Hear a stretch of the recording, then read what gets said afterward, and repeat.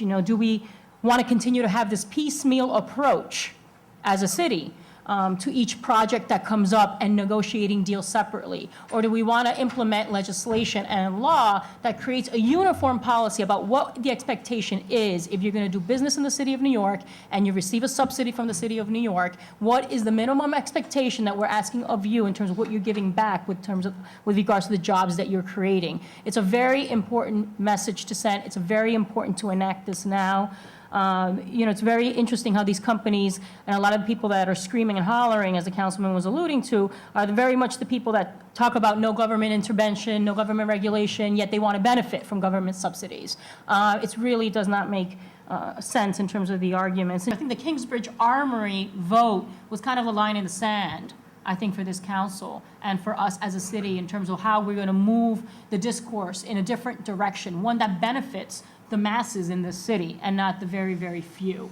And that's really what I'm hoping to do. We are in a very difficult economic reality. We're talking about a budget that, yes, we don't have a state budget yet, but the budget that was presented by the mayor has us receiving $1.4 billion less from the state of New York. Therefore, you know, we're talking about 20 fire companies being closed. We're talking about 6,500 teachers less in the classroom. We're talking about daycare centers being closed. We're talking about so much that is really going to impact the quality of life of the working class, the working poor in the city, who are the majority.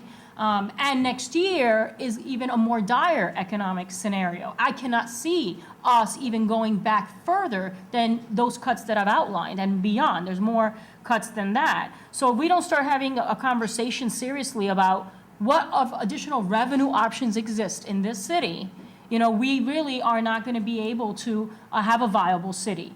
And that's the reality of it. So that's one of the things that I know that myself, some of the members of, and the Progressive Caucus as well, we're really talking about, that this administration needs to take the leadership about having a serious conversation about all options being on the table.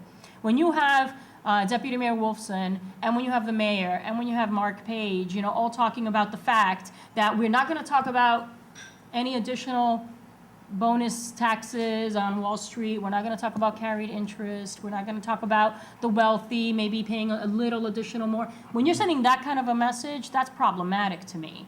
You know, that means that the expectation is that everything in this city is going to continue to be balanced on the backs of the most vulnerable, and that those that have benefited so greatly from the city and from the investment of our public dollars in seeing their